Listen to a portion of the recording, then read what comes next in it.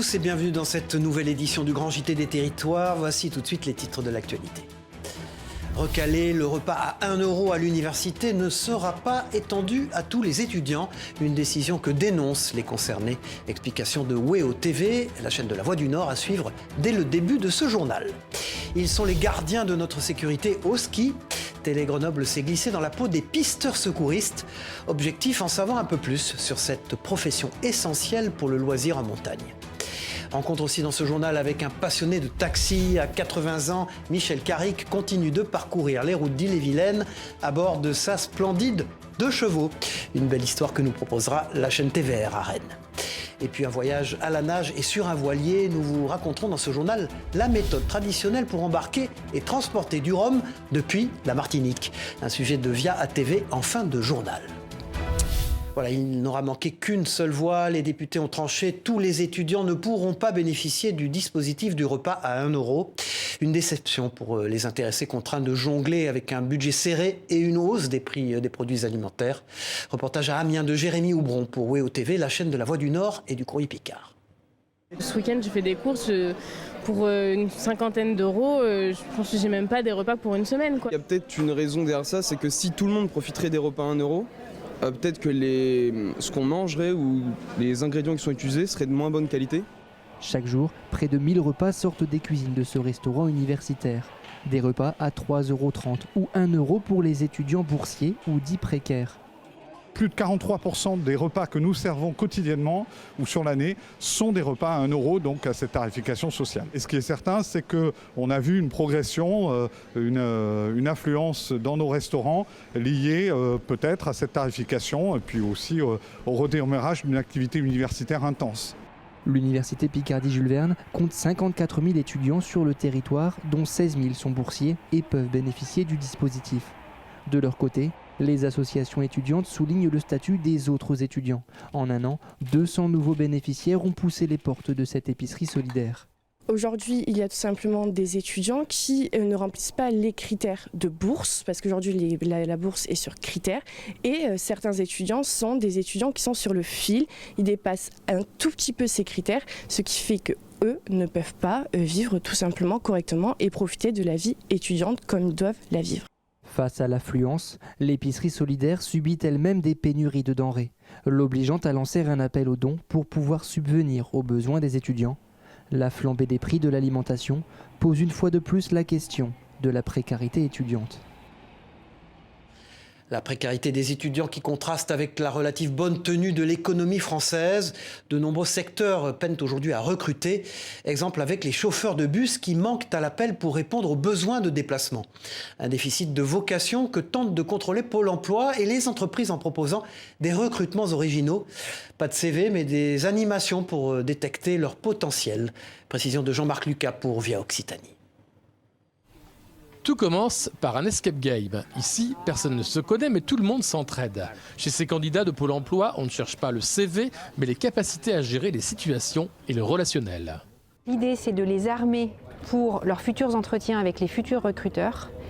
Ils sortent de l'escape game avec un passeport compétences qui répertorie tout leur savoir-être, ce qui leur permet d'être plus en confiance vis-à-vis des recruteurs qu'ils vont rencontrer. Puis direction le simulateur de conduite. Tout en respectant la limitation de vitesse, pensez à enlever votre compteur aussi. Un outil ludique et pédagogique pour sensibiliser et détecter les potentiels. Ça permet d'avoir une première expérience et une première aventure avant de partir sur le réel et sur la route. Chaque recrue obtiendra une formation de 3 mois, prise en charge intégralement par Pôle emploi, avec à la clé un titre de chauffeur de transport en commun. On sent qu'on conduit un bus ou un tir ou un grand camion. Ça me plaît de conduire. Alors je pense que je veux essayer de faire ce métier si tout va bien.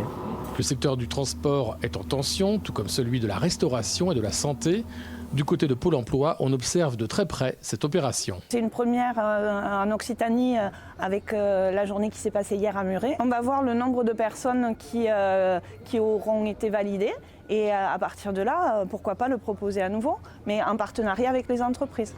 Le transport murtin cherche dans l'immédiat 8 chauffeurs en CDI, à temps partiel ou à temps complet. Voilà, et parmi les domaines d'activité qui recrutent en ce moment, celui de la sécurité n'est pas en reste. La preuve dans la Sarthe où un établissement dédié à la formation des jeunes recrues croule sous les demandes. Les places sont chères pour espérer devenir gendarme, policier ou encore agent de sécurité. Hélène Galliana pour LMTV Sarthe. Bonjour monsieur, gendarmerie nationale, coupez le véhicule s'il vous plaît. Tout semble bien réel. Pourtant, il s'agit ici d'un exercice. Ces lycéens sont en formation métier de la sécurité. Plus tard, ils seront agents privés, policiers ou encore pompiers. Et la formation rencontre un vif succès. Pour compléter son offre, bientôt, une nouvelle post-bac sera disponible. Par apprentissage, 12 places, et qui va compléter donc l'ordre de formation de l'établissement, mais aussi permettre à ces jeunes d'avoir un bac plus 2, alors soit pour être manager dans un secteur privé, ou alors bien sûr peut-être postuler à des concours d'officiers. Écoutez mes ordres, monsieur, tournez la tête sur la droite, c'est un ordre. Mettez les mains sur le volant. Et préparer sa formation en Sarthe permet de vivre des expériences internationales. À partir de la classe de première, ils peuvent mettre en pratique leurs connaissances et travailler sur des événements. D'abord, pour être dans l'insécurité, il faut une carte professionnelle. On fait une demande préalable, ils ont cette carte professionnelle, ce qui leur permet de travailler sur les événements importants en Sarthe. Et tous les ans, nous avons des jeunes qui vont travailler sur dans des moments temporaires autour des événements comme les 24 heures du Mans, les 24 heures camion, les 24 heures moto, bien évidemment. Chaque année, le bac pro doit refuser des candidatures. Pour une place, l'établissement reçoit environ 7 demandes. Voilà, et on referme cette page dédiée à l'emploi avec déjà les premiers entretiens pour la Coupe du Monde de rugby. Comme vous le voyez sur ces images de nos confrères de TL7 dans la Loire, les candidats sont nombreux à espérer devenir bénévoles et assurer notamment l'accueil et l'orientation du public lors de l'événement. Pour rappel, la Coupe du Monde de rugby sera organisée en France du 8 septembre au 28 octobre prochain. Et le match d'ouverture ne sera rien d'autre que France-Nouvelle-Zélande. On a forcément hâte tous d'y être.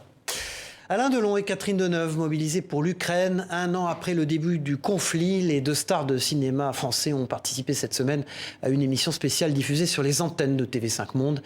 Un enregistrement extraordinaire au cours duquel ils ont interprété notamment des poèmes ukrainiens. Regardez cet extrait. Quand je serai mort, mettez-moi dans le théâtre qui sert de tombe, au milieu de la plaine immense, dans mon Ukraine bien-aimée. Pour que je voie les champs sans fin, le Dniepr et ses rives abruptes, et que j'entende mugir, lorsque le Dniepr emportera vers la mer bleue, loin de l'Ukraine, le sang des ennemis. Je n'ai plus ni bonheur, ni liberté. Une seule espérance m'est restée. Revenir un jour dans ma belle Ukraine, revoir une fois ma terre lointaine, contempler encore le Dniepr, si bleu, y vivre ou mourir, importe bien peu. Voilà, face à l'Ukraine, avec Alain Delon et Catherine Deneuve, mais aussi Olena Zelenska, la première dame ukrainienne, est à voir ou revoir à la demande sur la plateforme TV5 Monde+. Voilà, sans transition, poursuivons ce journal avec ces très belles images fournies par TV7, la chaîne du groupe Sud-Ouest, de deux maquettes de la charpente de Notre-Dame de Paris. La cathédrale qui a été victime, souvenez-vous, d'un incendie il y a presque 4 ans désormais. Ces maquettes redonnent ainsi vie à la fameuse forêt et à la flèche de l'édifice religieux. Exposées dans le hall de l'hôtel de région à Bordeaux, elles ont pour objectif de convaincre les plus jeunes à s'engager dans un cursus d'apprentissage. Avec un tel rendu, il y a fort à parier que nombre d'entre eux se laisseront séduire. Voilà, encore quelques jours de vacances d'hiver et pour certains, la chance de partir à la montagne. Les stations de ski d'ailleurs qui vivent, vous le savez, grâce à l'implication de nombreux professionnels, parmi eux les pisteurs secouristes, un métier peu connu des vacanciers qui étaient invités dans une station grenobloise à suivre le quotidien de ces responsables de la sécurisation des domaines. Au programme installation de filets, de matelas, de signalisation, un reportage dans la peau d'un pisteur secouriste de Miko Perchy pour Télé Grenoble. Regardez. Ce sont les yeux des stations de ski, ils connaissent la montagne mieux que personne. Les pisteurs dévoilent les coulisses de leur métier. La station de Champs s'organise des expériences pour découvrir le temps d'une matinée les nombreux métiers des domaines skiables. Dameurs, nivoculteurs et pisteurs accueillent les curieux et cette fois il faudra se lever tôt pour ouvrir les pistes. Ce matin, on a accueilli un groupe pour l'activité Première Trace sur Champs. On a fait une ouverture des pistes sur la piste des Gaboureaux. Donc on a observé un peu ce que nous, en tant que pisteurs, on doit mettre en place le matin, le jalonnage, les matelas. Alors notre métier, il consiste à sécuriser l'espace, le domaine skiable, et également secourir les personnes qui se blessent sur le domaine skiable. La sécurité en station de ski est primordiale. Les participants ont pu aider les pisteurs pour mieux appréhender les dangers. On s'est dit que c'était très intéressant de voir le dessous d'une station qu'on connaît depuis des années. Il faut avoir l'œil partout. Il faut tout regarder, pas juste descendre, mais s'arrêter partout. 12 pisteurs travaillent à Champs-Rousse. Ils ouvrent et ferment 90 km de pistes chaque jour. En été, ils participent à l'aménagement des stations, à l'entretien du matériel, mais seuls 10% d'entre eux sont permanents. En hors-saison, il reste des amoureux de la montagne. Certains font de l'accompagnement touristique ou exercent une fonction de garde forestier. Y a-t-il un âge pour se mettre au sport? Non, et encore moins si vous souhaitez débuter la boxe. La preuve, vous allez le voir avec Christine, une médecin à la retraite âgée de 72 ans. Un âge étonnant pour cette septuagénaire qui s'exerce à domicile. Pour elle, la boxe, c'est une affaire à la fois de santé et de famille. Un sujet de la rédaction de Canal 32 sur place, regardez. Uppercut, direct ou encore crochet, Christine commence à maîtriser ce langage après 4 cours de boxe. À 72 ans, l'ancienne médecin, aujourd'hui à la retraite, a décidé de se mettre au sport. La boxe, c'est un sport qui est très bénéfique pour les femmes de mon âge qui souffrent d'ostéoporose. Parce que c'est un sport en charge et c'est très bon, c'est recommandé. Ce qu'il y a surtout, c'est qu'à la fin du cours, je suis très bien. Tout a commencé avec sa fille, elle-même boxeuse. On avait très envie que ma maman puisse reprendre une activité physique douce, puisqu'elle pensait qu'elle ne pourrait pas faire plus qu'une activité douce. Et puis on a pensé à la mettre dans les précieuses mains de Florent, qui a été plus qu'efficace. Dans la famille, ce sont maintenant 3 générations qui font de la boxe. Les discussions sont modernes chez nous, entre petit-fils et grand-mère. Ils parlent de crochet. Alors c'est pas le crochet de tricot, du coup, c'est le crochet de boxe. Bah, c'est cool, parce que du coup, comme nous, on avait commencé la boxe, c'est drôle parce qu'elle a voulu faire aussi. On la regarde faire. Chaque samedi matin, Florent se rend chez Christine pour lui donner un cours particulier, adapté à sa condition physique. C'est la plus âgée, c'est une super découverte. À la salle, on a des gens de tous âges, mais on va dire que c'est 60 ans le max à la salle. Et très honnêtement, je ne m'attendais pas à avoir une personne de 70 ans. La séance d'après, elle m'a montré qu'elle touchait encore son nez avec ses orteils. Je me suis dit qu'on allait pouvoir mettre les jambes. Et là, c'est un super exemple. Il s'adapte à mon âge et à mes capacités physiques, à mon potentiel physique, si bien que je ne souffre pas. Ce n'est que du plaisir. Christine espère pouvoir inspirer d'autres personnes de son âge. Même si aucun combat n'est prévu, elle compte garder les gants le plus longtemps possible. Voilà, et décidément, l'âge n'est en aucun cas une limite pour vivre ses passions. À presque 80 ans, Michel reste un mordu de l'univers des taxis de sa région, la côte d'Émeraude. Un littoral qu'il aime parcourir à bord de sa 2 chevaux un peu spéciale. Un modèle rare que bichonne cet ancien artisan. Une belle rencontre que nous propose la chaîne TVR. Regardez. Dans le nord du département, Michel possède un modèle unique, un peu capricieux au démarrage. Une 2 chevaux taxi. L'été, je fais des sorties à droite à gauche. Elle tourne, donc il n'y a pas de souci. Elle sent l'essence, ça doit être bon. Alors c'est un prototype, ça, qui n'a jamais vu le jour. Il y a eu 3 modèles de fait en France. L'ancien artisan taxi de Saint-Coulon a reproduit ce prototype proposé par Citroën dans les années 50, lorsque la mairie de Paris a voulu uniformiser les taxis de la capitale. Mais l'autorisation de circuler ne lui fut pas accordé. Parce qu'à cause de la capote, il n'y avait pas de ceinture de sécurité.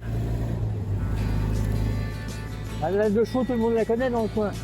Alors on a la chance aussi de pouvoir travailler dans ce métier dans des super décors. J'ai eu des Japonais qui m'ont envoyé des cadeaux du Japon parce que je leur ai fait découvrir un petit peu des choses qu'ils n'avaient pas l'habitude. Michel a acheté la licence taxi de Saint-Coulon au début des années 80. C'est pas facile quand on démarre dans une petite commune, et puis placé ici, j'étais un peu éloigné de tout le monde, hein, donc après il a fallu faire sa place. Puis après, je me suis fait mon trou, je me suis fait connaître, et puis le service était peut-être différent des taxis des grandes villes. À ses débuts, Michel acceptait toutes les missions, livraison de colis, trajets longs, ou excursions privées à la demi-journée pour les touristes étrangers. Les pêcheurs à l'époque du coin, ils allaient à Terre-Neuve, donc il fallait les emmener à Bordeaux, à Boulogne. C'était des kilomètres là. Et puis après, je me suis un peu spécialisé, parce que j'aime bien bouger, dans l'excursion. Et les Américains, on allait au Mont-Saint-Michel, 5 minutes après, ils avaient fait 4 photos devant la porte et hop, on revenait. Et après, j'ai compris qu'en faisant les petites routes de campagne, les vieilles maisons, et ben là, c'était ça qu'ils voulaient voir en réalité. Le client, il nous connaît, il connaît nos habitudes. Et souvent, quand vous arrivez, allez, rentrez, prenez un petit café. Mais il y en a beaucoup, c'est tutut, ils arrivent devant le bistrot ou l'hôtel. Le client, il doit être à la disposition du taxi. Moi, je dis, c'est l'inverse. Le taxi, il est au service du client, ce qui est tout à fait différent. Il y a un ancien franc encore. Les euros, aujourd'hui, ça correspond pratiquement à la somme, sauf que c'est pas la même valeur, hein. Restons en Bretagne dans ce journal pour découvrir une des richesses culinaires de la région, le queen des gras. C'est un petit pain, vous allez le voir, généreux en produits simples, du beurre, des œufs, des raisins et du rhum. Un produit typique de cette période de l'année. Et Nora Le Nôtre, journaliste pour TBO, la chaîne du groupe Le Télégramme, s'est glissée dans une boulangerie spécialisée pour en savoir un peu plus sur cette recette caractéristique du Finistère. Regardez. Ça y est, la saison du queen des gras est lancée. Ce petit pain est fabriqué seulement dans le sud Finistère pendant la période des gras en février. Dans cette boulangerie de Douarnenez, c'est un incontournable. Alors je suis en train de diviser la pâte à queen des gras pour la façonner dans une petite demi-heure là, avant qu'elle aille au four. Là. Le queen des gras est un mélange de brioche et de pâte à pain avec beaucoup de beurre, des œufs et des raisins qui ont macéré 20 heures dans du rhum. Un peu plus de rhum que de raisin pour que ça imbibe bien. Et je rajoute de l'eau aussi parce que sinon c'est trop fort. Thierry Lucas a ouvert sa boulangerie il y a 30 ans et chez lui, le queen des gras, c'est une affaire de famille. La recette que je fais, je la détiens de mon père. Mon père était artisan boulanger ici avant nous. Et bon, j'ai toujours baigné dans le queen des gras durant le mois de février-mars. Le queen des gras connaît un tel succès que la boulangerie en envoie par colis partout dans le monde. Les États-Unis, le Canada, on expédie pas mal en Europe également et aussi dans les Antilles. Après 45 minutes au four, les queens sont prêts. C'est dommage qu'on ne peut pas retransmettre les odeurs parce que là ça sent le rhum, ça sent le beurre, ça sent le sucre. Les amateurs de queen des gras ont jusqu'à fin février pour les déguster. Après, il faudra attendre l'année prochaine. Voilà une histoire de Rome encore dans cette édition, celle, cette fois-ci, d'un chargement historique et exceptionnel. En Martinique, le rhum se transporte parfois en voilier. Une fois par an, le Très Sombresse, un navire impressionnant, fait escale au large de l'île pour récupérer des milliers de litres de rhum. Comme dans le temps, les fûts sont poussés sur la plage et acheminés à la nage jusqu'au bateau. Un chargement sportif suivi d'un voyage de 5 mois en mer. Un très beau reportage de Maxime Lequeux pour Via ATV. Regardez. 10h du matin, on s'active à la distillerie La Favorite. Après plusieurs mois de préparation, la cuvée est prête pour un long voyage. Alors on est en train d'embarquer les fûts, nous avons 12 fûts à charger. Nous allons charger 6 dans ce camion-là et 6 autres dans un autre. Leur destination, le Très Sombresse. Un fameux 3-mâts, ancien démineur dans les années 1940, réhabilité en 2007 par 3 frères hollandais. Pour y accéder, il faut d'abord faire rouler chaque tonneau un par un jusqu'à la plage. L'opération se déroule devant des touristes captivés par l'événement. C'est intéressant, surtout que c'est la première fois que j'y assiste et voir toute cette manifestation avec autant de fûts, ça donne envie. Comme dans le temps, les fûts sont ensuite poussés à la nage jusqu'au bateau. Petite promenade de santé, facile, moi le gamin. Tout le monde peut y participer, à condition de savoir nager durant 50 longues minutes et de bien choisir son équipe. Les fûts sont ensuite chargés et placés minutieusement dans les cales par l'équipage. Ils rejoignent ceux déjà récupérés aux Canaries et à la Barbade. Au total, ce sont 15 000 litres de rhum qui s'apprêtent à devenir uniques au monde, Le vieillissement se fera durant les 5 mois de traversée, au gré des vagues et des embruns, et sans moteur. Ils ont juste besoin de quelques mots, mais les quelques mots sont importants. Là, on vient juste de m'en demander, mais il n'y a même pas quelque chose d'auxiliaire, un petit moteur intérieur? Non, il n'y a pas. Ça a été remplacé par les couchages des officiers, des chefs de quart. Le principal, c'est déjà pas polluer en mer. Et après, de vivre aussi calmement. Enfin, moi, mon point de vue, c'est voici de vivre calmement en mer et de ne pas embêter tout ce qui est cétacé en prenant le temps du vent. Après des escales à Marie-Galante et en République dominicaine, le Très Sombresse débarquera sa marchandise début juillet en métropole, avant de voguer vers de nouveaux horizons. Voilà, en métropole, revenons-y justement pour découvrir à présent le travail du dernier fabricant de pierres naturelles à aiguiser. En Ariège, Alain Soucy est le fier représentant d'un savoir-faire traditionnel. Couteaux, ciseaux, sécateurs ou encore faux. Ces pierres permettent d'aiguiser tout type de lame. Écoutez ces quelques explications au micro de Manon Van Overmec, journaliste pour La Dépêche du Midi. C'est tout fait chez nous. Alors je dirais de A à Z, puisqu'on va aller à l'exploitation. On a un droit d'exploitation, c'est nous qui extrayons la roche, nos plaques de schiste. On les coupe avec une première scie, donc c'est des scies avec disque diamant et on travaille toujours sous arrosage avec beaucoup d'eau, pour ne pas chauffer la pierre, pour ne pas abîmer la pierre. Et ça évite aussi de faire de la fumée, de la poussière. Et après, dans l'autre sens, elles seront refendues pour faire la finition, la pierre à dimension finale. Après Cannes, Paris et Bruxelles, l'exposition consacrée aux comiques préférés des Français, Louis de Funès, débarque en Moselle. Costumes, affiches et pièces uniques permettent de se replonger notamment dans l'esprit de la mythique série des Gendarmes. Une exposition faite de sourires et de souvenirs que nous dévoile Emma Facchetti pour Moselle TV. Regardez. Le comique préféré des Français, révélé à plus de 50 ans, Louis de Funès, a marqué plusieurs générations. J'ai surtout retenu les petites mimiques de Louis de Funès sur l'écran, la bonne humeur, la mauvaise humeur, c'était rigolo. Ce que je retiens de Louis de Funès, c'est surtout tout ce qui est le gendarme. En fait, voilà, c'était vraiment une époque que j'aimais beaucoup à ce niveau-là. Ces fans de la première heure n'ont pas hésité à faire plusieurs centaines de kilomètres pour admirer ces pièces uniques aperçues dans ces films. Moi, je suis très fan de la soupe aux choux, donc j'étais très contente de voir ce costume. C'est chouette de voir le costume de Rabbi Jacob. Après, moi, je suis une grande fan de la folie des grandeurs. Et puis, ça m'a bien plu de voir la machine infernale. Et puis aussi les vraies affiches quand le film est sorti. Ça nous replonge dans les films, pour moi, en tout cas, de mon enfance, que j'ai adoré regarder à l'époque avec mes parents et mes sœurs. De sa mythique barbe dans les aventures de Rabbi Jacob à ses fameux gants, casques et palmes utilisés dans Le Gendarme se marie, près de 150 archives sont exposées dans cet espace de 600 mètres carrés. Voilà, ici sur ma gauche, l'iconique 2 chevaux du film Le Cornio, reconstitué par un amateur qui est membre de l'Académie des Césars. C'est tout un symbole d'un des plus grands films de Gérard Rouy. Le maire, Jérôme End, fan absolu du génie burlesque français, disparu il y a 40 ans, attendait cette exposition avec impatience. On a souhaité accueillir cette exposition qu'on a découverte à Paris.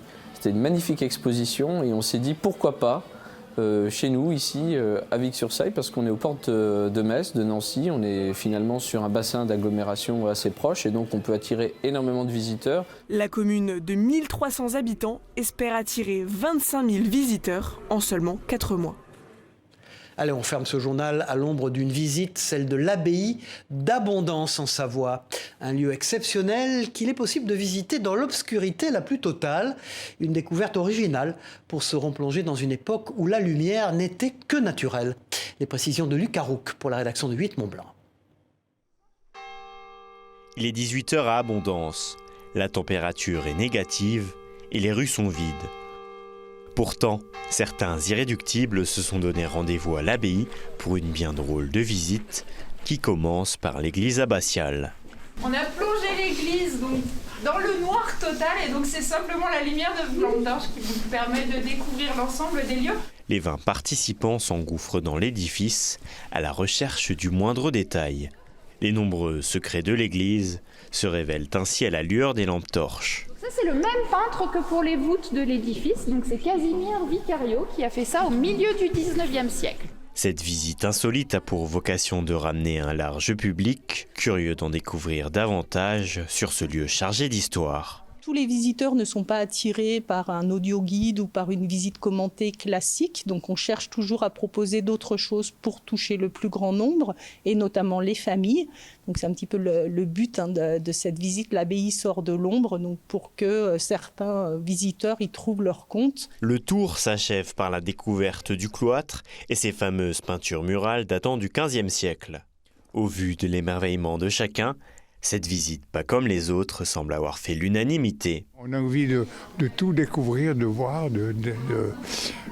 d'observer tout ce qu'il y a. Non, vraiment, c'est une idée excellente. On s'imagine comment pouvaient vivre ces moines à pareille époque. Je ne sais pas si on pourrait vivre encore comme eux ont vécu. Cette visite nocturne offre donc un beau coup de projecteur, essentiel à la valorisation de l'abbaye d'Abondance. Voilà, c'est la fin de cette édition. Merci d'avoir suivi ce grand JT des territoires. On se retrouve très vite pour une nouvelle édition. Au revoir à tous.